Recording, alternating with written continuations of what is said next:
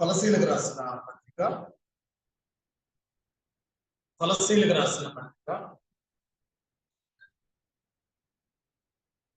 3వ అధ్యాయము 12వ వచనం.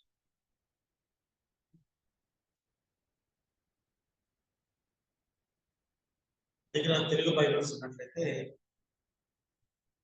నా దగ్గర ఇంగ్లీష్ బైబిల్, తెలుగు బైబిల్ ఉన్నట్లయితే చదవగలిగితే, దేవుని చేత ఏర్పరచబడిన వారును పరిశుద్ధులను వీలైన వారికి తగినట్టు మీరు జాలిగల మనస్సును, దయాళుత్వమును, వినయమును, సాత్వికమును, దీర్ఘశాంతమును ధరించుకోండి.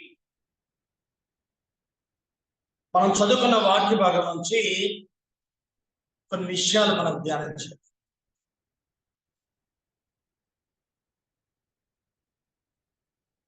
అందరూ చాలా కోపంగా చూస్తున్నారు నా వైపు. కారణం తెలియదు.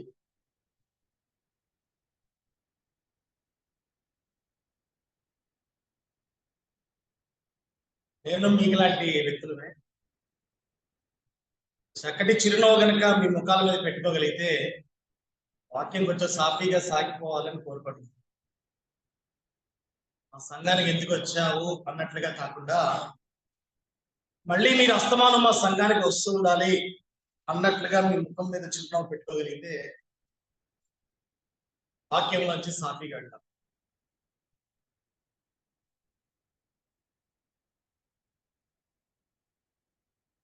బైబిల్లో ధరించుకోవడం గురించి కొన్ని రాయబడి ఉన్నాయి. ధరించుకోవడం, వేసుకోవడం.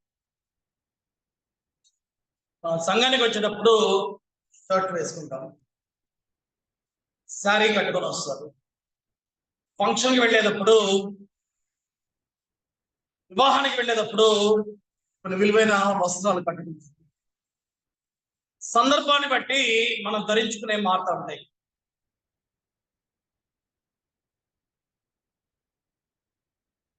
కొంతమంది బిజినెస్ మీటింగ్ వెళ్ళినప్పుడు బ్లేజర్ వేసుకోవాలి, రూల్స్ అవి. పైన బ్లేజర్ ఉంటుంది, బ్లేజర్ వేసుకోవాలి బిజినెస్ మీటింగ్. ప్రధానమంత్రి గారిని కలవడానికి వెళ్ళినప్పుడు ఎలా పడితే అలా వెళ్తే వాడిని ఎలా చూడాలి, దానికి డ్రెస్ కోడ్ ఉంటుంది. మీకు ముందు ట్రైనింగ్ ఇస్తారు, ఈ డ్రెస్ కోడ్ ఇవన్నీ వేసుకుంటే మీకు లోపలికి పర్మిషన్ ఇస్తారు. సందర్భాన్ని బట్టి మనం ధరించుకునే మారుతూ ఉంటాయి. బైబిల్ కూడా కొన్ని విషయాలు ధరించుకోమని చెప్తుంది. ధరించుకోవడం అంటే ఏంటో తెలుసా? వేసుకోవడం లేదా కప్పుకోవడం. మనము వాటితో కప్పుకోవాలి. వేటితో కప్పుకోవాలి అనేది ఇందాక సహోదరులు చదివిన వాక్య భాగంలో ఉన్నాం. సరే, కొలసీ రాసిన పత్రిక 3వ అధ్యాయము 12వ వచనం ఒకదాని తర్వాత ఒకటి చదువుతామా? లేదా చదవండి. కాగా ఒక్క నిమిషము. దేవుని చేత ఏర్పరచబడిన వారును, దాని తర్వాత పరిశుద్ధులను, ప్రియులైన వారికి తగినట్లు. ఇక్కడ ఒక నిమిషం ఆగలను. దేవుని చేత ఏర్పాటు చేయబడిన వాళ్ళు ఎలా తెలుస్తుంది మనకి? రెండోది, పరిశుద్ధులు. ఎలా కనిపెట్టాలి వాళ్ళని పరిశుద్ధులని? మూడోది, దేవునికి ప్రియులైన వారు. వాళ్ళని ఎలా కనుక్కోవాలి అనే ప్రశ్నకి జవాబుగా ఈ మాట రాయమండి. దేవుని బిడ్డలు, పరిశుద్ధులు, ప్రియులైన వారికి తగినట్లుగా ఉండాలంటే మనం ఈ విషయాలు చేయాలి. ఏ విషయాలు చేయాలో దాని తర్వాత మొట్టమొదటి మాట, మనకి ఎలాంటి మనస్సు కలిగి ఉండాలంటే జాలి కలిగిన మనస్సు. అందరూ చెప్పండి, జాలి కలిగిన మనస్సు. రెండవది దయాళుత్వము. మూడవది వినయము. నాలుగవది సాత్వికము. ఐదవది దీర్ఘశాంతము. ఈ 5 ఏం చేయాలంటే, ఈ 5ని దూరం నుంచి ప్రేమించకూడదు. దగ్గరగా తీసుకొని పక్కన పెట్టకూడదు. మనం పడుకునేటప్పుడు మన పక్కలో వేసుకొని వీటిని పడుకొని మన పక్కలోనే పెట్టుకొని పడుకోకూడదు. బైబిల్ ఏం చెప్తుంది అంటే, బైబిల్ గ్రంథం చదివిస్తున్న మాట ఏంటంటే, ఇక్కడ ఈ ఐదింటిని ధరించుకోవాలి, వేసుకోవాలి. మనం వేసుకోవటం వేరు, ధరించుకోవటం వేరు. ఇదే చొక్కాని పక్కన పెట్టి ఇస్త్రీ చేసి కబోర్డ్ లో పెడతాం లేదు. మనం వేసుకున్న ఈ చొక్కా, దీనికి చొక్కాకి విలువ ఎప్పుడు వస్తుందో తెలుసా? అది కొన్నప్పుడు రాదు, కుట్టించుకున్నప్పుడు రాదు, ఉతికినప్పుడు రాదు, గంజి పెట్టినప్పుడు కూడా రాదు, ఇస్త్రీ పెట్టి కబోర్డ్ లో పెట్టినప్పుడు కూడా దానికి విలువ తెలియదు.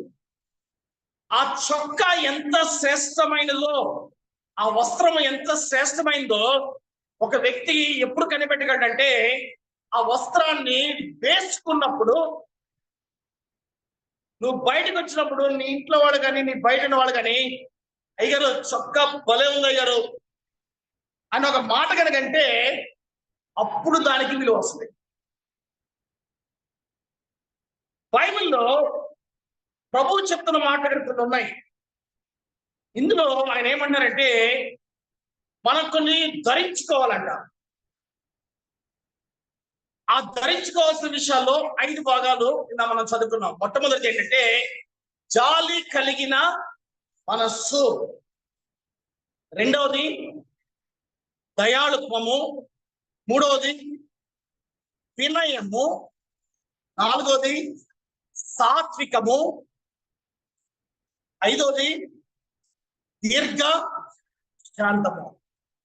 ఈ 5ని ధరించుకున్నప్పుడు, వేసుకున్నప్పుడు, అంటే మనల్ని చూడగానే లేదా మనతో కొంతకాలము నడిచిన తర్వాత ఒక వ్యక్తి కనుక మన జీవితంలో ఈ 5 విషయాలు కనిపెట్టగలిగితే, మనము ఆయన పరిశుద్ధులమై ఉన్నామనే సంగతి గుర్తు చేసుకోవాలి. పరిశుద్ధుడు అనగానే మన దేవుడు పరిశుద్ధుడు.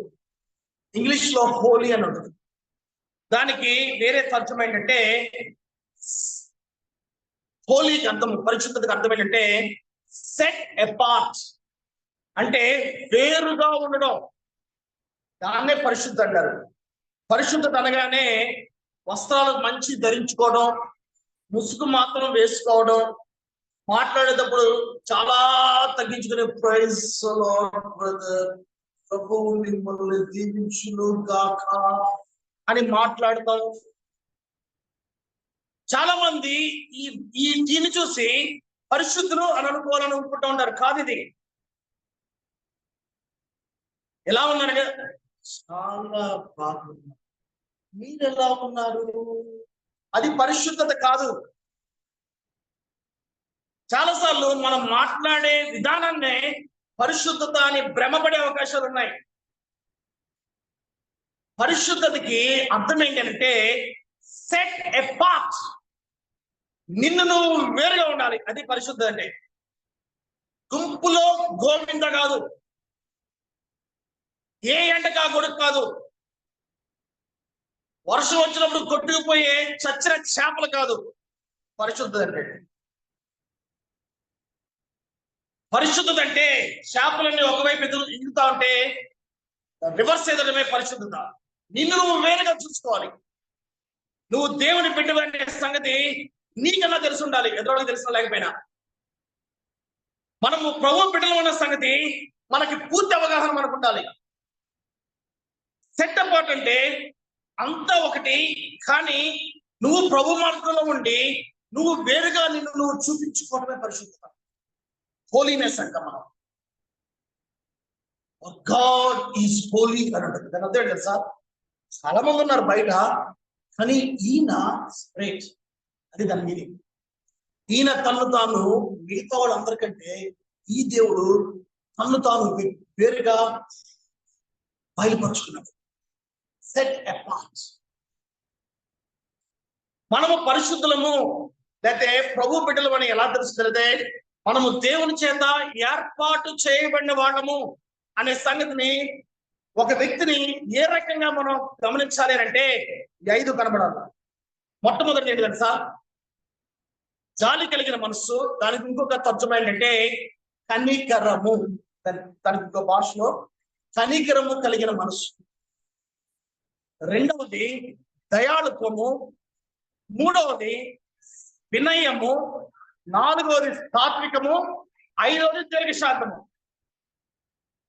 ఒక వ్యక్తి మనతో ఒక 5 నెలల నుంచి 6 నెలలు ప్రయాణం చేసిన తర్వాత మనం నోరు తెరిచి మనం చెప్పకుండానే మనతో ప్రయాణం చేసిన వ్యక్తి ఈ 5 విషయాలు కనుక గమనించగలిగితే మన జీవితంలో మనము దేవుని చేత ఏర్పాటు చేయబడిన వాడు అనే సంగతి చూడవుతుంది.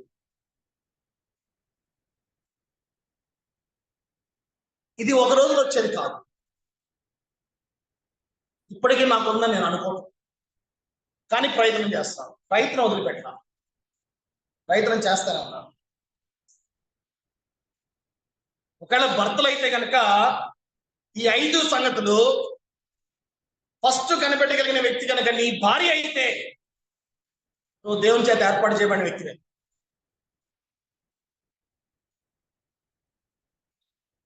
చెప్పకూడని మాట చెప్పేసి చాలా మంది నవ్వు ఆపేసుకున్నారు. నవ్వొచ్చండి పాస్టర్ గారు చెప్పారు. మన గురించి సర్టిఫికేట్ అందరూ ఇచ్చేస్తారు. ఆఫీస్ వాళ్ళు సర్టిఫికేట్ ఇచ్చేస్తారు, ఊరోళ్ళు సర్టిఫికేట్ ఇచ్చేస్తారు, పొలిమేరలో వాళ్ళు సర్టిఫికేట్ ఇచ్చేస్తారు, రావి చెట్టు కింద వాళ్ళు సర్టిఫికేట్ ఇచ్చేస్తారు, అందరూ సర్టిఫికేట్ ఇచ్చేస్తారు. భారీ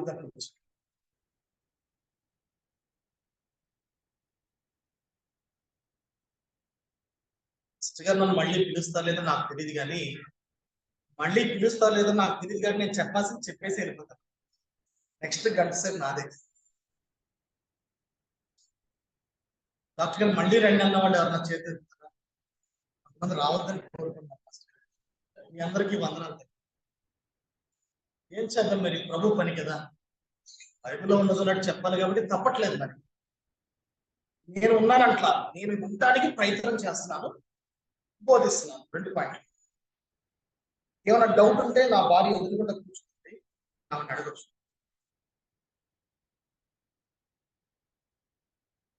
ఈ 5 కనుక నీ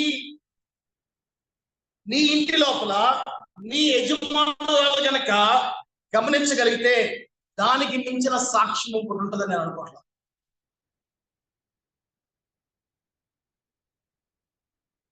ఈ విషయంలో చాలా జోకులు ఉన్నాయి, కానీ అవన్నీ మీకు చెప్పాలని అనుకుంటున్నాను. వాక్యంలోకి వెళ్ళిపోతాం. ఈ 5 ధరించుకోగలిగినప్పుడు మొట్టమొదటి రోజు ఒక వ్యక్తి మనల్ని కనిపెట్టలేకపోవచ్చు, కానీ మనతో రోజు గడిచే కొద్దీ మనతో నడిచిన వ్యక్తులు మన జీవితంలో ఈ 5 గమనించగలిగితే దేవుడు నిన్ను ఏర్పాటు చేసుకున్నాడనే సంగతిని నేను మర్చిపోను.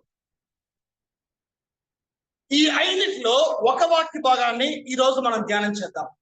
అందులో మొట్టమొదటి వాక్యం ఏంటిది? మొట్టమొదటి పదం ఏంటి అని అంటే కనికరము. నాతో పాటు చెప్పండి, గట్టిగా చెప్పండి, ఇంకొంచెం గట్టిగా చెప్పండి అమ్మా. కనికరం అనేది దేవుని హృదయానికి దగ్గరగా ఉన్న సంగతి. కనికరం అంటే ఏంటి, జాలి అంటే ఏంటో చదువుదాం. బైబిల్లోంచి ఒక వచనం తీద్దాం. మత్తయి రాసిన సువార్త 9వ అధ్యాయము 35వ వచనము. మత్తయి రాసిన సువార్త 9వ అధ్యాయము 35వ వచనము చదవగలరా? యేసు వారి సమాజ మందిరములలో బోధించుచు రాజ్య సువార్త ప్రకటించుచు ప్రతి విధమైన రోగమును వ్యాధిని స్వస్థపరచుచు సమస్త పట్టణముల యందును గ్రామముల యందును సంచారము చేసెను. చాలా జాగ్రత్తగా వినండి. ఆయన సమూహములను చూసి లేని గొర్రెల వలె వారు కాపరులు లేని గొర్రెల వలె చెదరియున్నందున విసికి చదరి నందున వారి మీద కనికరపడి వారి మీద కనికరపడి విస్తారమే కాని కోత విస్తారమే కానీ ఇదిగా ఉన్నారు. పనివారు కొద్దిగా ఉన్నారు. నా వైపు చూడండి. కనుక తన కోతకు పనివారిని పంపుమని తన కోతకు పనివారిని పంపమని వేడుకొనుడని కోత యజమానుడు వేడుకునుడని తన శిష్యులతో చెప్పాను. నా వైపు చూడండి. 2 నిమిషాలు ధ్యానించండి ఈ వాక్య భాగాన్ని. యేసుక్రీస్తు వారు సువార్త ప్రకటించారు. ప్రజలకు మేలు చేశాడు ఆయన. కాదని వాళ్ళు ఎవరు ఉన్నారో ఆయన ప్రజలకు మేలు చేశాడు. వ్యాధితో ఉన్న వాళ్ళని స్వస్థపరిచారు. రోగంతో ఉన్న వాళ్ళని బాగు చేశాడు. అంటే ఏం చేశాడు ఆయన? మేలు చేశాడు ప్రజలకి. ఆ మేలు చేసేటప్పుడు జనసమూహం ఆయన కళ్ళ ముందు అలా ఉన్నప్పుడు జనసమూహం అందరినీ ఇలాగే అందరిని చూసి ప్రభువారి హృదయంలో ఒక ఆందోళన. ఏం తెలుసా? వీళ్ళందరూ కాపరులు లేని గొర్రెల వలె ఉన్నారు. ఇది అంత స్ట్రాంగ్ వర్డ్ ఏం కాదు ఇది. దాని తర్వాత 2 పదాలు ఉంటాయి, చాలా బలమైన పదాలు అవి. వాళ్ళు విసికి ఉన్నారు, చెదరి ఉన్నారు. మీరు ఇక్కడ ఆగాలి. జనసమూహంలో చూసిన వెంటనే వాళ్ళలోంచి ప్రభు గమనించిన 2 సంగతులు ఇవి. ఏమని గమనించాడు తెలుసా? జనాలందరూ విసిగిపోయి ఉన్నారు. ఏంటి విసిగిపోయి ఉన్నారు? ఎందుకు విసిగిపోయి ఉన్నారు? సమాధానం లేదు, మనశ్శాంతి లేదు, హృదయంలో నెమ్మది లేదు. ఎక్కడ ఏ అద్భుతం జరిగితే ఆ అద్భుతం వైపు పరిగెత్తుతూ ఉన్నారు. ఫలానా చోటికెళ్తే నా జీవితంలో అద్భుతం జరగదా అనే ఒకలాంటి ఆశ, మానసిక వేదన, హృదయంలో సంఘర్షణ. ప్రజలందరినీ చూసిన వెంటనే వాళ్ళందరినీ చూసి ప్రభు 2 విషయాలు గమనించాడు. వాళ్ళందరినీ చూసి అందరూ ఇసిగిపోయి ఉన్నారు. రెండోది, చెదరి ఉన్నారు. ఏంటి తెలుసా? గుంటె చెదరి ఉన్నారు. బైబిల్లో ఉందో తెలియదు కానీ నేను విన్న మాట ఇది. గుండె చెదరిన వారిని బాగు చేయువాడు ఆయనే. గుండె చెదిరిపోయింది, మనస్సు విసిగిపోయింది.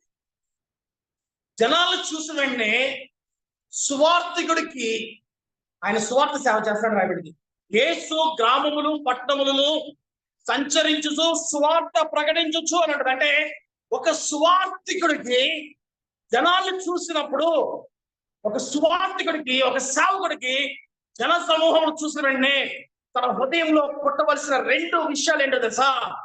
వాళ్ళు హృదయంలో చెదరి ఉన్నారు, మనసు విసిగిపోయి ఉన్నారు అనే ఆలోచన పుట్టాలి సేవకుడు. ఈ కాలంలో చాలా మంది సేవకులు చూస్తా ఉన్నాం మనం. బాధ వేస్తుంది. ఈరోజు 3 రోజులు మీటింగ్లు పెట్టారా? అవునండి అయ్య గారు. మీ డేట్స్ కావాలండి అయ్య గారు. వస్తాను. ఎంతమంది వస్తారండి మీటింగ్కి? 1000 మంది వస్తారా? 500 మంది వస్తారు. 500 మంది అయితే నేను డేట్లో ఉన్నాను.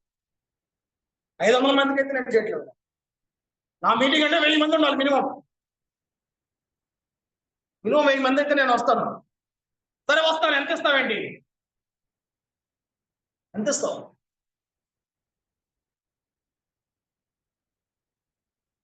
మూడు రోజులకి ఎంత ఇస్తావు? అయ్యగారు మాకు చాలా పేద సంఘం అండి అయ్యగారు, మేము పెద్ద ఇచ్చుకోలేమండి. అలా కాదులే కానీ 15 కవర్లో పెట్టేసి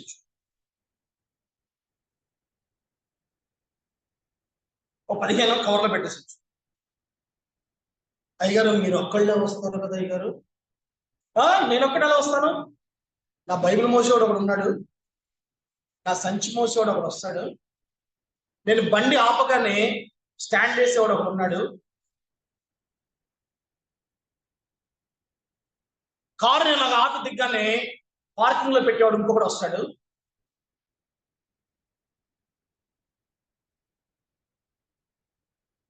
నేను చెప్పే కదండి నేను మళ్ళీ రానని. ఏంటి ఈసారి బైబిల్ మోసేవాడు ఒకడు, పెన్ను మోసేవాడు ఒకడు, పుస్తకాలు మోసేవాడు ఒకడు. నీ ముందు ఒక 10 మంది ఎస్కార్ట్, నీ వెనకాల ఒక 20 మంది ఎస్కార్ట్. మళ్ళీ వీళ్ళందరికీ 15 కాదండి, ఒక 50 కవర్లో పెట్టొచ్చాడు. సేవ ఎలాంటి దారులు తీసుకుంటుందో తెలుసా ఈ రోజుల్లో? ఎటు పోతుంది సేవ? మనం కూడా అదే దారా? మనం కూడా అదే దారి అయితే పరిశుద్ధత మనలో ఏముంది? మనం ఏ రకంగా వేరు చేయబడిన వాడు అవుతాం? సెటప్ వాడు అన్న మీ పదానికి అర్థమైంది. అందరూ అలా చేస్తున్నారు కాబట్టి నేను చేస్తాను అనేది పరిశుద్ధత కాదు. అందరూ అలా చేస్తారు కాబట్టి నేను చేయను అనేదే పరిశుద్ధత.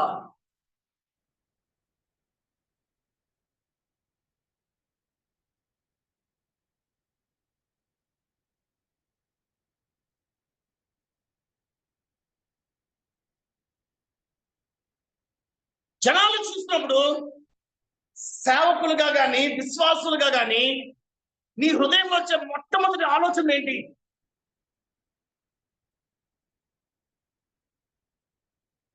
నేను డాక్టర్గా పనిచేస్తాను.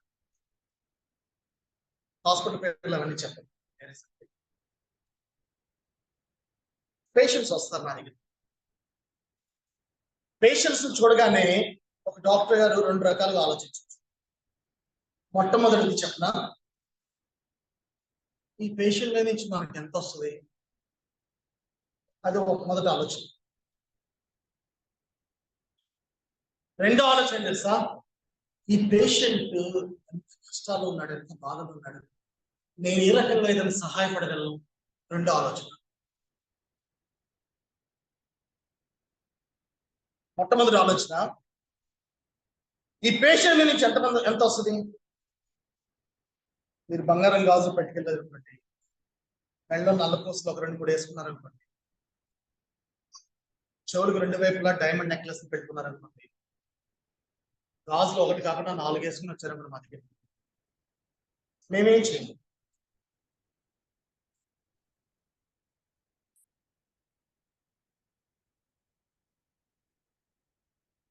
హాస్పిటల్ నుంచి అలా వస్తారు, తెలుసు కదా. తప్ప ఒప్ప నాకు తెలియదు, బట్ వెంటనే డాక్టర్ 2 ఆలోచనలు వస్తాయి. డాక్టర్నే కదా, ఎవరైనా వ్యాపారం పెడతారు, రియల్ ఎస్టేట్ చేస్తున్నారు, ఇల్లు కొందామని వచ్చారు, ఏ రకంగా ఆలోచిస్తామని చూడగానే ఒక వ్యక్తిని చూసినప్పుడు నీ మనసులో వచ్చే ఆలోచనలు ఏంటి? వీటి మీద నేను ఎంత సంపాదించగలను అనేది ఆలోచన. ఎంత కష్టంలో ఉన్నాడా, ఇలాంటి కష్టం కనుక నాకు వస్తే నేను ఎలా తట్టుకోగలను? దేవుడు ఇలాంటి కష్టం నాకు రాకుండా చూడు, ఆయన కష్టంలో ఉన్నాడు కాబట్టి ఆయన కష్టంలోకి నన్ను బాధ్యుని చేయి, నేను ఏదో ఒకటి చేస్తాను.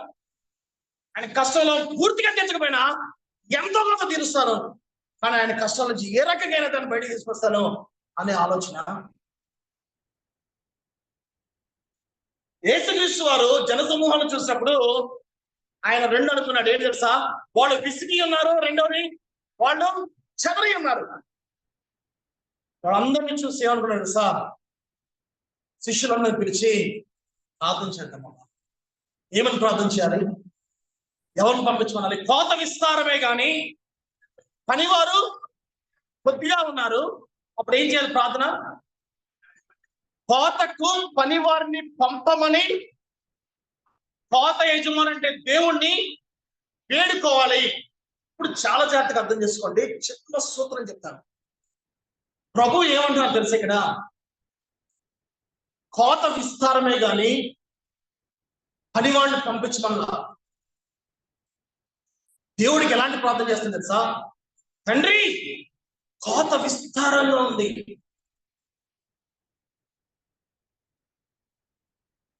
విసిగిన వారిని, చెదరిన వారిని బాగు చేస్తే పని వారిని.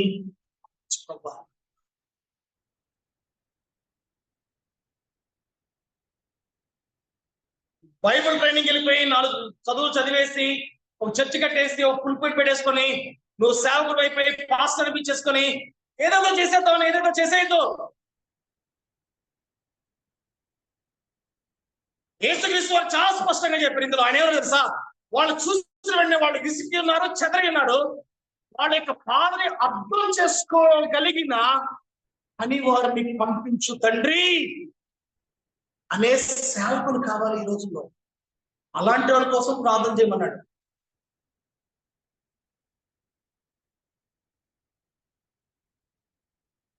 విశ్వాసిగా నీ తోటి వాళ్ళని చూసినప్పుడు వాళ్ళు చూడగానే నీ హృదయంలో వచ్చే ఆలోచనలు, చాలా కష్టాలు ఉండదు, మగవాడికి కూడా రాకూడదు ఇలాంటి కష్టం.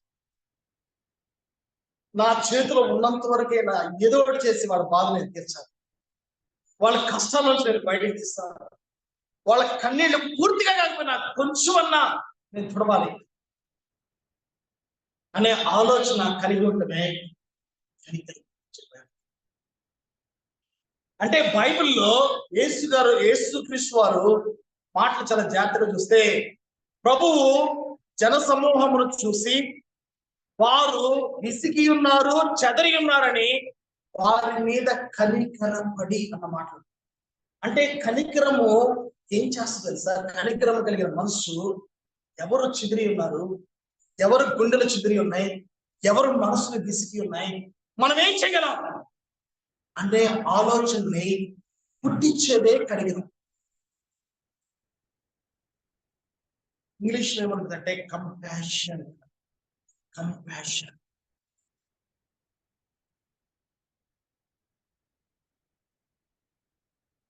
రెండవ వాక్య భాగం చూడండి. మత్తయి రాసిన సువార్త 20వ అధ్యాయము 29వ వచనం నుంచి 34వ వచనం.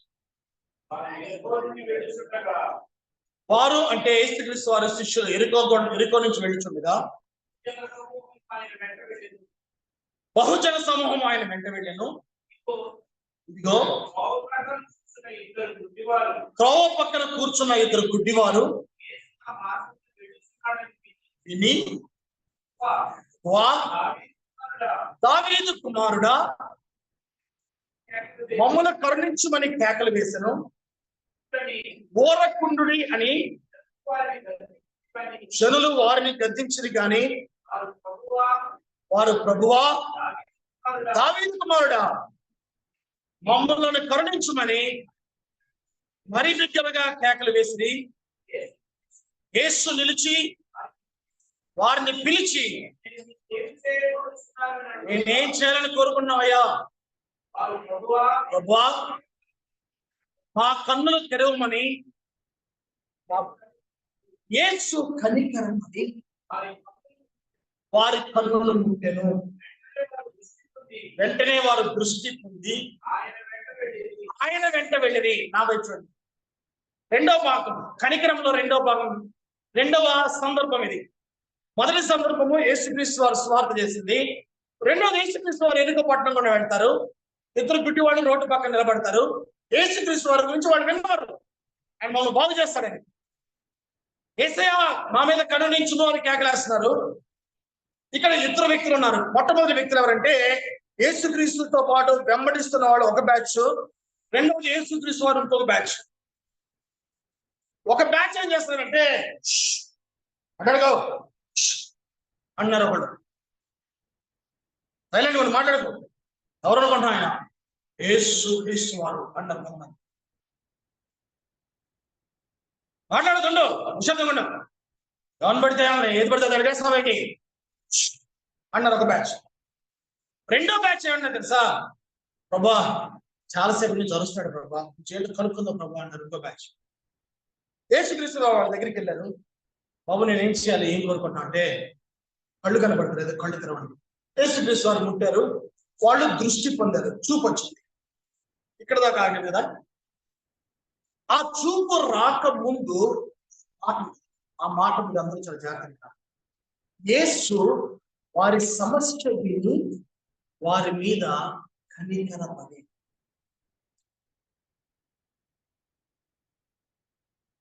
స్వస్థతకి ప్రభువుకి మధ్యలో కనికరం ఉంది. మళ్ళీ ఇంకొకసారి ప్రభువుకి సమస్యకి మధ్యలో కనికరం లేదు. కనికరము లేకుండా ప్రభువు లేడు, కనికరము లేకుండా స్వస్థత కూడా లేదు. అంటే స్వస్థత, శారీరక స్వస్థత కావచ్చు, ఆత్మీయ స్వస్థత కావచ్చు, ఈ రెండిట్లో నువ్వు ఎవరికన్నా ఏదన్నా ఇవ్వాలి అని అంటే నీ హృదయంలో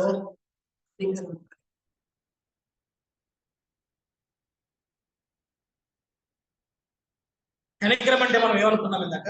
కనికరం అంటే జాలిగల మనస్సు, గుండె చెదరిన వారిని, విసిగిన వారిని గమనించడమే కనికరం కలిగాం. మనం ఇలా చదువుకున్న వాక్య భాగం నుంచి ఈ వాక్య భాగంలో స్వస్థతకి ప్రభువుకి మధ్యలో కనికరం అనేది ఉంది. వాళ్ళని చూసి కనికర పడి ఇప్పుడు చేయవేశాడు.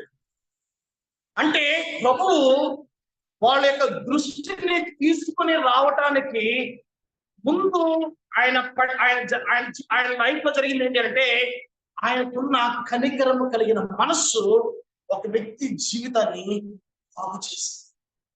మీరందరూ అనుకుంటున్నారేమో, చాలాసార్లు మనం ఏమనుకుంటాం అంటే, ఏముందండి మనం వాకింగ్ చెప్తే అందరూ మారిపోతారు, మనం బోధిస్తే అందరూ మారిపోతారు, మనం ప్రార్థన చేస్తే అన్ని జరిగిపోతాయి, క్షమించాలి నన్ను, ప్రార్థన చేస్తే అన్ని జరిగిపోతాయి అనేది వాస్తవం కాదు. కనికరంతో కూడిన ప్రార్థన స్వస్థతను తీసుకొస్తుంది. నువ్వు ప్రార్థన చేసే ముందు ఆ వ్యక్తి యొక్క సమస్యలని విని, ఆ సమస్యలు నీ సమస్యలుగా భావించి, నేను కనుక ఇలాంటి పరిస్థితుల్లో గుండా వెళ్తే నేను ఎంత బాధపడతాను అనేది నీ హృదయంలో గ్రహించి నువ్వు ప్రార్థన చేస్తే ఎదుటివాడికి స్వస్థత వస్తుంది.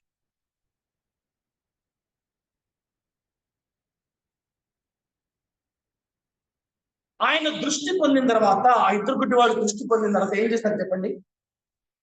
ఆయన వెంటనే దృష్టి పొందగానే మళ్ళీ వెనక్కి వెళ్ళిపోయి వాళ్ళ ఓన్ లైఫ్ లీడ్ చేయాలి. ఎవరైతే దృష్టినిచ్చారో ఆయన వెంట వెళ్ళిపోయాడు. చాలాసార్లు అర్థం చేసుకోండి, దేవుడు మనకు కూడా స్వస్థత ఇస్తాడు, ఆత్మీయ స్వస్థత, రక్షణ. దేవుడు మనకి రక్షణ ఇచ్చిన తర్వాత ఎవరైతే రక్షణ పొందారో, రక్షణ పొందిన వాళ్ళు ఎవరైతే రక్షణ ఇచ్చారో ఆ రక్షణ ఇచ్చిన వ్యక్తిని వెంబడించాలి. అంతే తప్పించి రక్షణ పొంది మనకు నచ్చిన జీవితంలోకి మనం వెళ్ళిపోవాలి. మూడో వాక్య భాగం చదువు.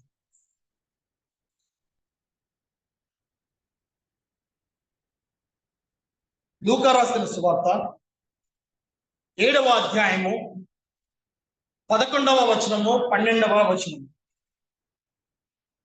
లూకా రాసిన సువార్త 7వ అధ్యాయము 11వ వచనము 12వ వచనం. వెంటనే ఆయన వెళ్ళుచుండగా ఆయన శిష్యులను బహు జన సమూహమును ఆయనతో కూడా వెళ్ళుచుండ్రి. ఆ ఊరి గమని యొద్దకు రాగానే చనిపోయిన ఒకడు వెళ్లిపల్లకి మోసుకొని పోబోతున్నాడు. అతని తల్లికి అతడు ఒక్కడే కుమారుడు, ఆమె విధవరాలు. ఆ ఊరి జనులు అనేకులు ఆమెతో కూడా ఉండిరి. ప్రభువు ఆమెను చూచి ఆమె యందు కనికరపడి ఏడవ వద్దని ఆమెతో చెప్పి దగ్గరకు వచ్చి పాడను ముట్టగా మోయల్చున్న వారు నిలిచిరి. ఆయన చిన్నవాడ లేపని నీతో చెప్పుచున్నాను అనగా చనిపోయిన వాడు లేచి కూర్చుండి మాటలాడసాగింది. ఆయన అతనిని ఆ తల్లికి అప్పగించిన. నా వైపు చూడండి. ఈ స్టోరీ ఏంటంటే, ఒక తల్లి గారు ఉన్నారు, భర్త చనిపోయాడు, ఎంతకాలం అయిందో చనిపోయి రాయబడ్డా విధవరాలు. ఆ భర్త వెళ్ళిపోక ముందు ఒక కుమారుని బహుమానంగా పోయి ఇచ్చిపోయినాడు. ఆ తల్లి ఆశలన్నీ కొడుకు మీద పెట్టుకుంది. పెద్దయినాక ముసలి వయసు వచ్చినాక నా కొడుకు నన్ను చూస్తాడులే అని ఒక ఆశతో బతుకుతుంది. ఏం జరిగిందో తెలియదు, కొడుకు కూడా చచ్చిపోయాడు. ఇక్కడ తల్లి దుఃఖ పెట్టి ఏడుస్తుంది, పాడి మోసుకెళ్తున్నారు. పరదేశులము ప్రియులారా అనుకుంటూ పాట పాడుకుంటూ పాడి బయలుదేరిపోయింది, సమాధితోటికి వెళ్ళిపోతుంది. యేసుక్రీస్తు వారు అటువైపు వెళ్తున్నారు, ఆయనతో పాటు చాలా మంది ఉన్నారు. ఆయన చూస్తుంది ఏంటో తెలుసా, అక్కడ అద్భుతము చేసి ఆ మనిషిని ఎలాగైనా బతికించాలి అనుకోని ఆయన ప్రభువారు ఏమనుకున్నారు తెలుసా, ఆ తల్లి వేదన చూశాడు. ఆ తల్లి కన్నీరు చూసి, ఆ తల్లి వేదన చూసి యేసుక్రీస్తు వారు రాయబడిన మాట, ఆయన మీద కనికరపడి కనికరపడి ఆ కుమారుని నెమ్మన్నాడు. ప్రభువారు స్వస్థపరిచారు. కుమారుడు చనిపోయిన కుమారుడు లేచాడు. లేచిన తర్వాత కుమారుని తీసుకుని వెళ్ళి, అమ్మా నువ్వు ఎంత ఆశ అయితే పెట్టుకున్నావో ఈ ఆశ ఒమ్ము చేయట్లేదు, ఈ ఆశను మళ్ళీ నీకు ఇస్తున్నాను అని కుమారుని తీసుకెళ్తాను.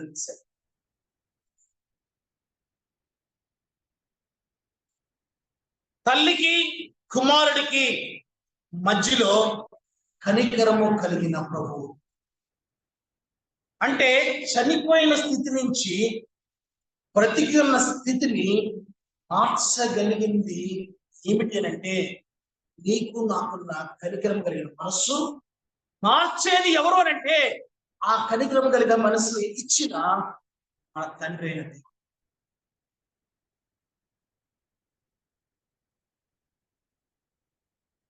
ఇంతకీ కనికరం అంటే ఏంటి? ఎదుటి వ్యక్తి యొక్క బాధ నీ బాధగా ఊహించుకోవడం కదా. ఎదుటి వ్యక్తి యొక్క బాధని నీ బాధగా అన్వయించుకోవడం.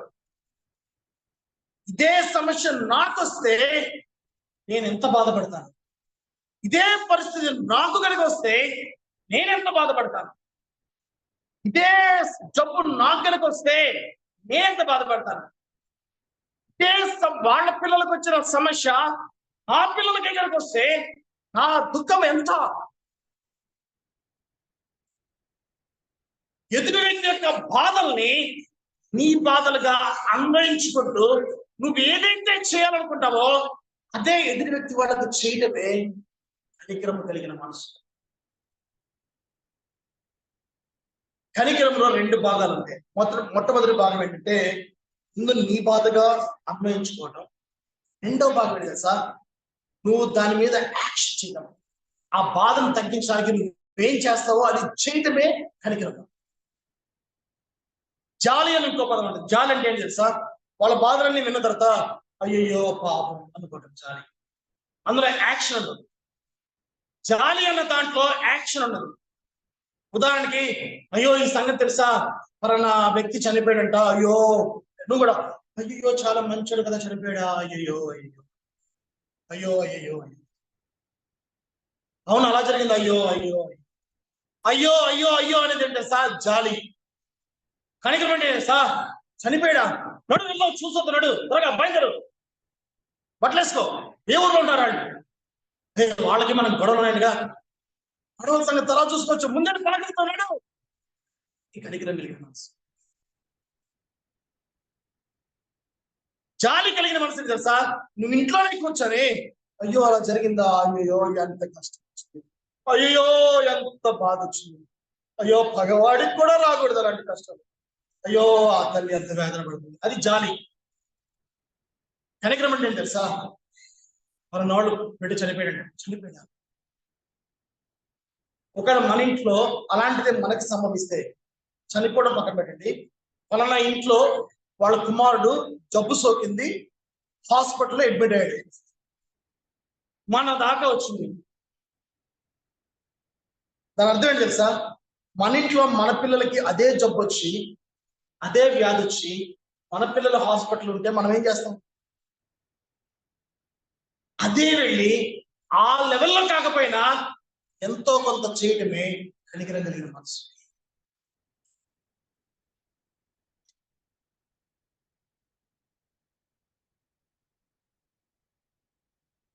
జాలి కలిగిన మనస్సు అయ్యో అనుకునేట్టు చేస్తే, కనికరం కలిగిన మనస్సు అయ్యో కాదు, వెళ్దాం, వాళ్ళ బాధలో మన భాగస్థులు అవుదాం అనే మనసు ఇస్తుంది. కనికరం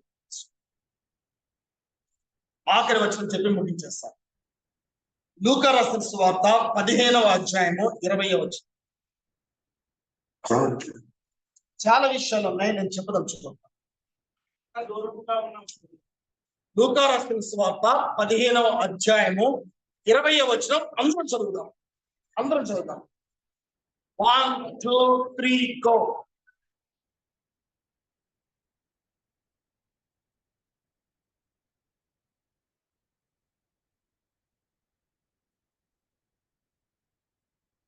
కనికరపడి పరిగెట్టుకుంటూ వెళ్ళి వాని మీద పడి ముద్దు పెట్టుకునేను. ఈ స్టోరీ మనకు అందరికీ తెలుసు. 2 కొడుకులు ఉన్నారు, పెద్దోడు చిన్నోడు. పెద్దోడు నాన్న దగ్గర చక్కగా పనిచేస్తున్నాడు. చిన్నోడికి కొంతకాలం పనిచేసిన తర్వాత తన సొంతగా వ్యాపారం పెట్టుకుందాం అనిపించింది. నాన్న అడిగితే ఇవ్వడని చెప్పి నాన్న దగ్గరికి వెళ్ళి ఆస్తి ఎంత ఇవ్వాలో అంత రాసి ఇచ్చేస్తే నేను వ్యాపారం మొదలు పెట్టుకుంటా అంటాడు. మా నాయన ఏం చేస్తాడంటే తనకి ఎంత ఆస్తి రావాలో అంతా ఇచ్చేస్తాడు. ఆస్తి అంతా తీసుకెళ్తాడు, వేరే దేశం వెళ్తాడు. వ్యాపారం నడవలేదు, వ్యాపారంలో నష్టం వచ్చింది, తినడానికి తిండి లేదు. స్నేహితుల్ని అడిగాడు, రే ఒక 50,000 ఇవ్వండి రా, ఒక వ్యాపారం బాగు నాకు ఇచ్చేస్తా అన్నాడు. రే మా దగ్గర ఎక్కడున్నాయిరా, మా దగ్గర ₹1 లేదురా, మేమేం చేస్తాం అని చెప్పి చేతులు దులుపుకున్నారు. అందరూ డబ్బులున్నా కూడా తీలా బయటికి. అప్పుడు దాకా ఫ్రెండ్స్ గా ఉన్న వాళ్ళందరూ కూడా ఈయన దగ్గర ₹1 లేదని చెప్పేసి అందరూ జారుకున్నారు. ఉన్న తిండి అంతా అయిపోయింది. లాస్ట్ కి తిండి లేక ఒకే చోట పనికి చేరతాడు. ఆయన ఏం చేస్తాడంటే పందులు పెంచమంటాడు. పందులు పెంచుతాడు కానీ జీతం ఇవ్వడు. నెలాఖరు వచ్చేసింది, జీతం రావాలి, జీతం ఇవ్వాల. 2 నెలలు అయిపోయింది, పని నమ్మకంగా చేస్తున్నాడు, జీతం లేదు. 3వ నెల అయిపోయింది, పని నమ్మకంగా చేస్తున్నాడు, జీతం లేదు. చెక్కులు బౌన్స్ అయినాయి, ఈఎంఐలు వచ్చేసినాయి, జీతాలు లేవు. 3 నెలలు అయింది, జీతాలు లేవు. ఏం చేయాలి అర్థం కాక తన స్టోరేజ్ మొత్తం అయిపోయింది, సేవింగ్స్ అన్ని అయిపోయింది, ప్రతి రూపాయి అయిపోయింది, తిండి అయిపోయింది, బ్రెడ్ అయిపోయింది, రొట్టె అయిపోయింది. లాస్ట్ కి పందులు పొట్టు చూశాడు. ఇలా పందులు పొట్టు తిందామని వెళ్తాడు. ఏతాడు కడుపు ఆకలి. ఆ తినే టైంలో బుద్ధి వస్తుంది. వాడికి బుద్ధి వచ్చినప్పుడు బుద్ధి ఓపెన్ అయింది, స్విచ్. లోపల అనుకున్నాడు, మా నాయన దగ్గర 3 మంది పనులు ఉన్నారు, లెక్క కొడుకులాగా ఉండలేకపోతున్నానే. నాయన దగ్గరికి పోయి, ఆయన నీ కొడుకులాగా నేను ఎలాగ ఉండలేను, నీ పనుల్లో పనుడు కింద పెట్టుకొని ఎలాగరికల్లో చేతి నువ్వు నాయన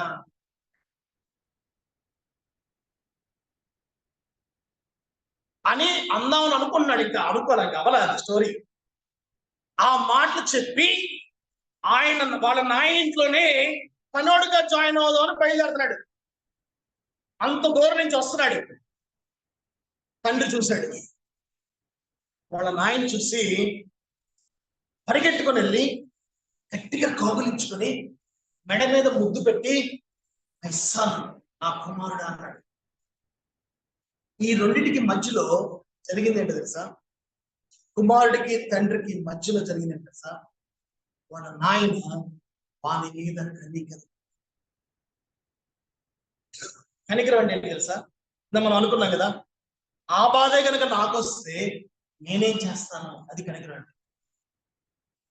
నా కుమారుడు ప్లేస్ లో కనుక నేనే ఉంటే నేను ఇది కదా చేస్తాను అని అనుకుని ఆయన కనికరపడి, అలాంటి స్థితిలో నా కుమారుడు ఉన్నాడు కాబట్టి నేను అదే చేయాలి అని అనుకుని వెళ్ళి గట్టిగా కౌగిలించుకొని, నీ కుమారుల్లో ఒక కుమారుడు, నీ పనివాళ్ళలో ఒక పనివాడుగా ఉంటాను అనే మాట కూడా నోట్లోంచి బయటకు రానియకుండా కుమారత్వాన్ని తిరిగి ఇచ్చాడు. ప్రశ్న ఏంటో తెలుసా? చాలాసార్లు మన బిడ్డల గురించి మనం ఎక్కువ ఆలోచిస్తాం, బిడ్డలు మారలేదని, బిడ్డలు దూరంగా ఉన్నారు. బిడ్డలు ఎంత దూరంగా ఉన్నా నీకు దూరమైన నీ బిడ్డని నీకు దగ్గరగా తీసుకొచ్చేది ఏంటో తెలుసా? ఈ మాట చాలా ఖరీదైన మాట, చాలా జాగ్రత్తగా నేను చెప్పబోయే మాట చాలా ఖరీదైన మాట. నీకు దూరమైన నీ బిడ్డని నీకు దగ్గరగా తీసుకొచ్చేది తెలుసా? నీకు కలిగిన నీ కనికరం కలిగిన నీ మనసు. దేవుడు ఎలాగో తీసుకొస్తాడు, అది వేరే సంగతి. దేవుడు తీసుకొచ్చిన కుమారుడిని తీసుకునే కనికరం కలిగిన మనసు నీకు లేకపోతే దేవుడు ఏం చేస్తాడు? మళ్ళీ చెప్తాను, దేవుడు నీ బిడ్డ నీ దగ్గరికి తీసుకొస్తాడు, కానీ నీకు మాత్రం కనికరం కలిగిన మనసు లేకపోతే దేవుడు అటువైపు నుంచి పని చేసినా నీ కనికరం కలిగిన మనసు నీకు లేనప్పుడు బిడ్డ నీ దగ్గరికి రాలేడు కదా. సూత్రం ఏంటంటే దూరమైన మన బిడ్డల్ని మనకి దగ్గరగా తీసుకొచ్చింది తెలుసా? తండ్రికి కలిగిన కనికరం. అంటే కనికరం ఏం చేస్తుంది తెలుసా? నీకు దూరమైన వాడిని దగ్గరగా తీసుకొచ్చింది. కనికరం కలిగిన మనసు. మాది పల్లెటూరు, పశ్చిమ గోదావరి జిల్లాలో. మా తల్లి గారు ఎదురుకుండా ఉన్నారు. మాది ఒక పెంకుటిల్లు, 9 గదులు మండువ. దాన్ని ఇప్పటికే 6 సార్లు బాగు చేయించు ఆ ఇంటి. పాత ఇల్లు కదా, ఎన్నిసార్లు బాగు చేసినా అది తింటానే ఉంటుంది. నేను ఇంటర్మీడియట్ అయిపోయిన తర్వాత ఖాళీగా ఉన్నప్పుడు ఇల్లు బాగు చేయాల్సి వచ్చింది. ఆ బాగు చేసే క్రమంలో పెంకుటిల్లు కదా, తాటి వాసాలు, రేపరు అవన్నీ వేయాలి. అప్పుడు మా అమ్మగారు పనులు పెట్టుకున్నారు, 10 మందిని. ఆ పెంకులన్నీ దించి రేపర్ అంతా తీసి వాసాలన్నీ తీసి మళ్ళీ కొత్త వాసాలు ఎక్కించాలి. అప్పుడు నాకు డబ్బులు అవసరమైంది. మా అమ్మ దగ్గరికి వెళ్ళి నేను అన్నాను, అమ్మ పనులతో పాటు కలిసి పనిచేస్తాను, వాళ్ళకి శనివారం చేతికి వచ్చినప్పుడు నాకు కూడా డబ్బులు ఇవ్వమన్నా. మా అమ్మ అంది చెయ్యండి. నేను లారీ వేసుకొని ట్రాక్టర్ వేసుకొని పొలం వెళ్ళి తాడి చెట్లు చూసి మంచి చేవన్న తాడి చెట్టు నరికి ట్రాక్టర్ మీద వేసుకొని సామలికి తీసుకుని వెళ్ళి అవన్నీ కట్ చేయించి మంచి చేవన్న వాసాలు తీసుకొచ్చి రేపర్ తీసుకొచ్చి పనులతో పాటు నేను ఆ రేపర్ భుజం మీద వేసుకొని పైకి ఎక్కించి మేకులు కొట్టి రేపర్ కొట్టి పెంకులు పెట్టేవాడిని. శనివారం అయిన తర్వాత గీతగాడు అందరూ నిలబడ్డారు, పనులు అందరూ మొదటి డబ్బులు. నేను నిలబడ్డా, అందరికీ డబ్బులు ఇచ్చింది. నేను వెళ్ళి నా డబ్బులు అన్నా, కొడుకు డబ్బులు ఏంట్రా పోవాలి, కొడుకు డబ్బులు ఏంట్రా పోవాలి కాదు. వారం అంతా పని చేయించుకుని కొడుకు డబ్బులు ఏంటి. ఆవిడ ఉద్దేశం ఏంటంటే కొడుకు డబ్బులు ఇవ్వకూడదని కాదు. ఆవిడ ఉద్దేశం ఏంటంటే, మా తల్లి గారి ఉద్దేశం ఏంటంటే, నువ్వు ఇంట్లో కొడుకురా, ఇదంతా నీదే. తనకి ఇంకేం రాసివ్వలేదు, అది వేరే సంగతి.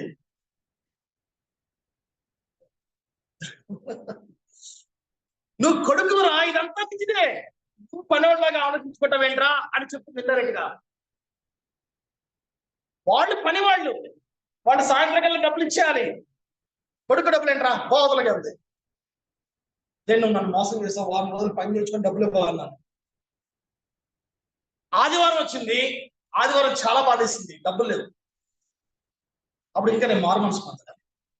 సోమవారం ఆదివారం రాత్రికి స్విచ్ వెలిగింది, అవును కదా మనం కొడుకులం కదా ఇంట్లో అని. మళ్ళీ సోమవారం లేచి మళ్ళీ పని చేశాను. ఆదివారం డబ్బులు, శనివారం డబ్బులు ఇవ్వలేదు కదా అని చెప్పి నేను పని చేయడం మానలేదు. కొడుకు ఏం చేస్తాడంటే పనంతా నాదే అన్నట్టుగా చూసుకుంటాడు. పనివాడు ఏం చేస్తాడు తెలుసా, నువ్వు డబ్బులు ఇస్తే పని చేస్తాను, డబ్బు లేకపోతే పని చేయనంటాడు. దేవుని గృహములో దేవుడికి కావాల్సింది ఎవరో తెలుసా? కుమారులు కావాలి, దేవుడు కావాలి. దేవుని గృహములో దేవునికి కావాల్సింది ఎవరు అంటే పనివాళ్ళు కాదు, కుమారులు కాదు. దేవుని పనికి ఎవరు రావాలి తెలుసా? మనవాళ్ళు కాదు, కుమారులు రావాలి దేవుని పనికి. బైబిల్ ప్రకటించేది ఎవరైనా తెలుసా? కుమారులు ప్రకటించాలి, మనవాళ్ళు కాదు. మీటింగ్ అయిపోగానే డబ్బులు తీసుకున్నాడు కాదు, వాక్యం ప్రకటించాల్సినాడు. నువ్వు డబ్బులు డబ్బులతో నాకు సంబంధం లేదు, నన్ను పోషించేది నా పరలోక తండ్రి. నేను వాక్యం బోధిస్తాను, ప్రకటిస్తాను, జీవితాలు బాగు చేస్తాను, తెప్పరిల్లు వాడిని, మనసుల్ని, గుండె చెదరి వాడిని బాగు చేస్తాను.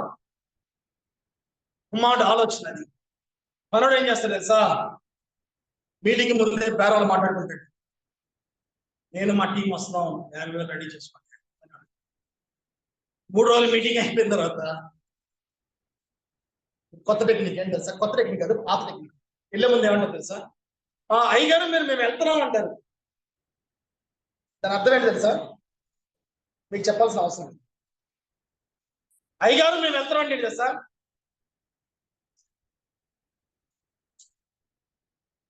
అయ్యగారు మేము వెళ్తున్నాం అంటే ఇక లావాదేవీలు కేవలం ఉంటే చూడమని.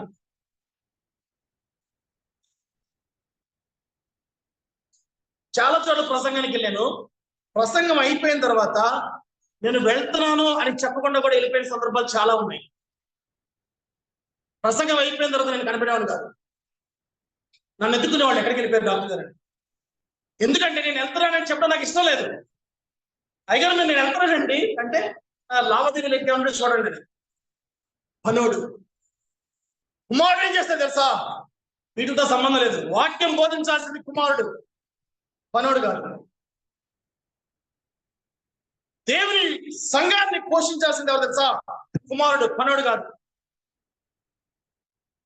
దేవుని పరిచర్య కుమారులు చేయాలి, పనోడు కాదు. కనికరం కలిగిన మనసు సమర్పిస్తాడు తెలుసా? ఆయన కుమారులను ఇస్తాడు. మనోడికి కనికరం కలిగిన మనసు. దేవుని విశ్వాసులైన మనం అందరం కూడా మనం ఎక్కడ పని చేసినా, ఏ పని చేసినా కుమారులు లెక్క పని చేయాలి తప్పించి పనోడు లెక్క పని చేయకూడదు. నువ్వు పనోడు అయినప్పటికీ కూడా, ఉదాహరణకి నువ్వు గవర్నమెంట్ ఎంప్లాయీ, నువ్వు గవర్నమెంట్ ఎంప్లాయీ అయినా కూడా జీతానికి పని చేయకూడదు. జీతానికి మించి పని చేయాలి.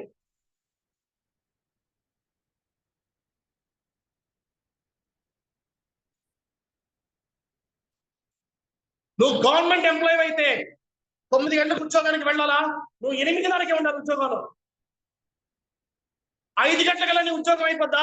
నువ్వు 5 గంటలకు రావాలి బయటికి. అరగంట ముందు బయటికి రావడానికి వీల్లేదు. కుమారుడు పనోడు ఏం చేస్తాడు చెప్తా? 9 గంటలకు ఉద్యోగం అయితే 10 గంటలకు వెళ్తాడు. 5 గంటల దాకా పని చేయాల్సిన వాడు 4కి వచ్చేస్తాడు వెనక్కి. పనోడాడు. కుమారుడువా పనోడువా?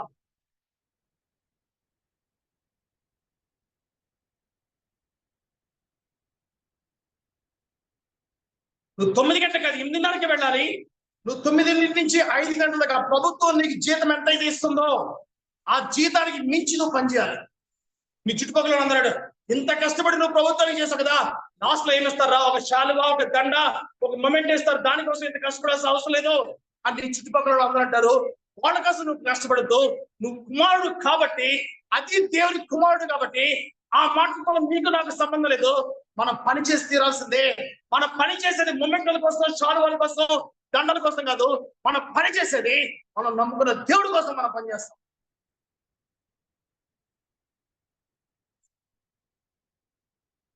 తొమ్మిది గంటలకి ఉద్యోగానికి వెళ్ళాల్సిన 10 గంటలకు వెళ్ళి మళ్ళీ 5 గంటలకు రావాల్సిన 8 గంటల్లో 4 సార్లు తీరికి వెళ్ళి భోజనం 10 నిమిషాలు తీయాల్సిన భోజనం 2 గంటల భోజనం చేసి, నువ్వు పనోడు కూడా కాదు, నువ్వు దొంగవి. పనోడు కంటే ఇంకా దారుణం అది.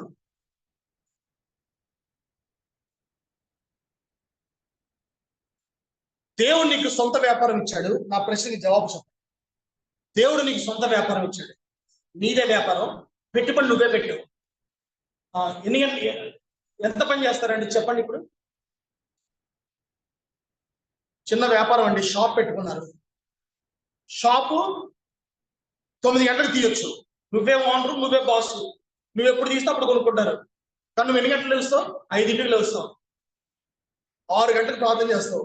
9 గంటలకు తీయాల్సిన షాప్ ఎన్ని గంటలు తీస్తావు? 7ంటికి తీస్తావు. పండుగలు వచ్చినాయండి, వ్యాపారం ఎక్కువ ఉంటుంది. షాప్ మూసి ఇంట్లో కూర్చుంటావా?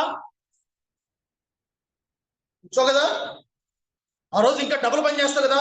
రాత్రి 5 గంటలకు నువ్వు క్లోజ్ చేసే షాపు 8 గంటలకల్లా మూసే అవకాశం మనకి ఉన్నప్పటికీ కూడా మనం రాత్రి 11, 12 గంటల దాకా కష్టపడతాం. ఎందుకంటే షాప్ మంది, పెట్టుబడి మంది.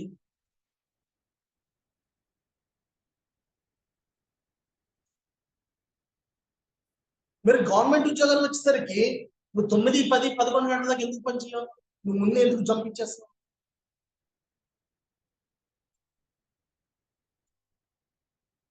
కుమారుడు తన పనులే కాదు, తను ఏ పనిలో ఉంటాడో ఆ అన్ని పనుల్లో కూడా కుమారుడే.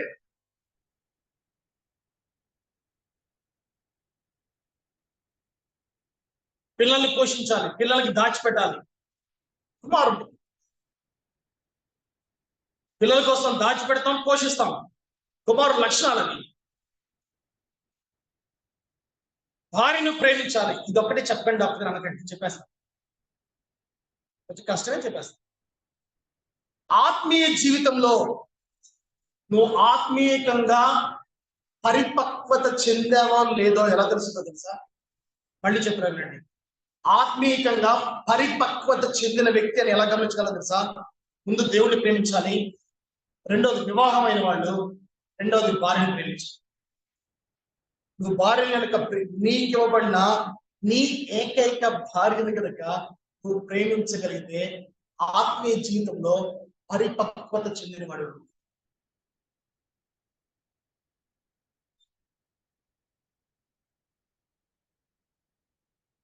ఆత్మీయ జీవితంలో పరిపక్వతలు అనే 10 పాయింట్లు ఉంటాయి.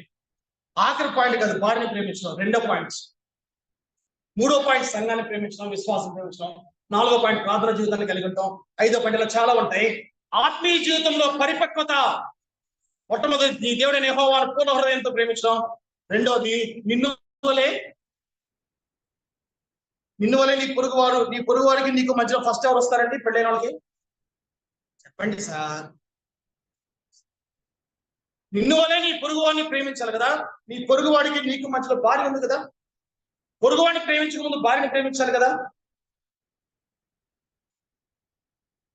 పిల్లలు పెద్దోళ్ళు అయిన తర్వాత రెక్కలు చెగిరిపోతారు. వాళ్ళ కుటుంబాలు వాళ్ళకి వస్తాయి, వాళ్ళ భార్యలు వాళ్ళకి వస్తారు, వాళ్ళ పిల్లలు వాళ్ళకి వస్తారు. ఆఖరి వరకు నేను వదిలిపెట్టకుండా నీ వెనకాల ఉండేది నీ భార్య. పిల్లలు వెళ్ళిపోతారు, ఎక్కువ కాలం ఉండరండి. వాళ్ళకు ఫ్యామిలీ వస్తుంది, వాళ్ళకి పిల్లలు వస్తారు, వాళ్ళ జీవితం వాళ్ళది. ఆఖరి వరకు ఉండేది భార్య భర్తనే. మగవాళ్ళకి అయితే భార్య, భార్యకి అయితే భర్త. లాస్ట్లో వీళ్ళిద్దరు మీరు ఉంటారు ఎవరు. అప్పుడు నేను ఎలా చూసుకోవాలనేది నువ్వు ఇప్పుడు చూసుకునే దాని మీద ఆధారపడి ఉంటుంది. నేను లోపలికి వెళ్ళి తలుచుకోండి.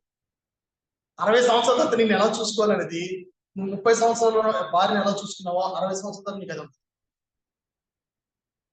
లేకపోతే 60 సంవత్సరాల తర్వాత కొట్టుకునే భార్య భర్త నాకు తెలుసు. ఒకళ్ళు సపోర్ట్ చేసుకునేటప్పుడు భర్త అంటాడు, ఏంటి టిఫిన్ పెట్టలేదు, ఎవరి కోసం చేస్తానండి, చెయ్యి అంటాడు భర్త.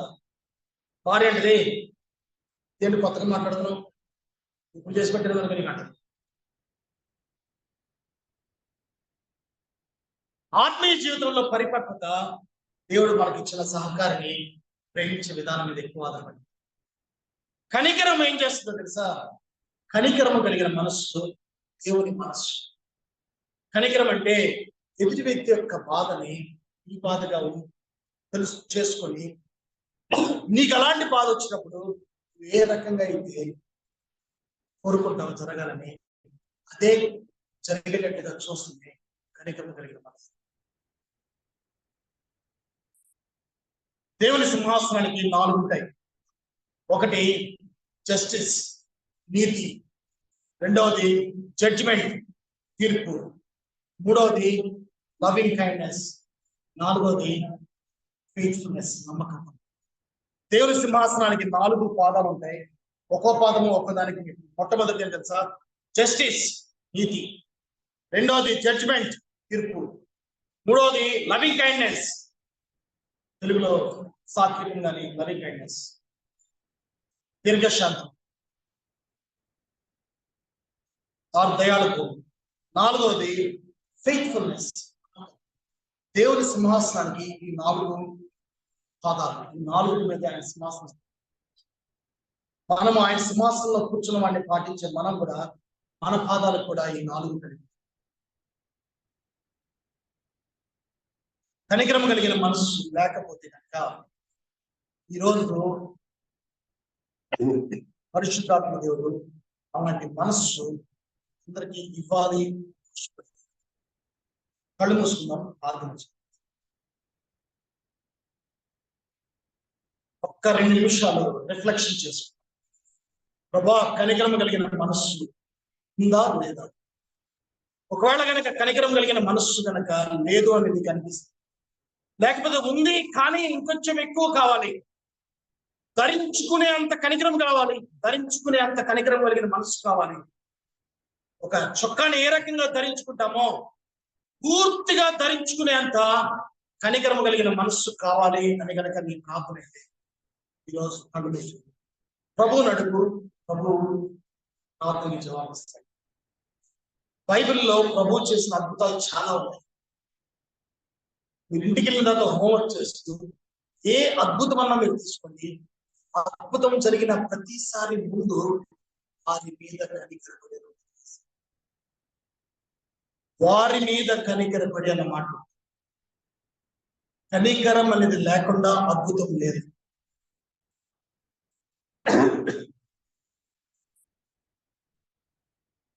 దయగల మా తండ్రి, కనికరం కలిగిన మనస్సు, కుమారుడికి కలిగిన మనస్సు, కుమారుడికి కలిగిన మనస్తత్వం, కష్టపడే మనస్సు, ఆ హృదయంలో ఈ కనికరము పెంచుకునే ఉందిగా ఆలోచించి దయగల మా తండ్రి, పరిశుద్ధులుగా తీర్చుకున్నట్లు దేవునికి ప్రియులైన వారిగాను, దేవుని చేత ఏర్పాటు చేయబడిన వారిగాను ఉండునట్లుగా కనికరము, దయాళుత్వము, వినయము, సాత్వికము, దీర్ఘశాంతం ధరించుకుంటాను మా సహాయం చేసినందుకు నీకు వందనాలు. యేసయ్య పరిశుద్ధ నామములో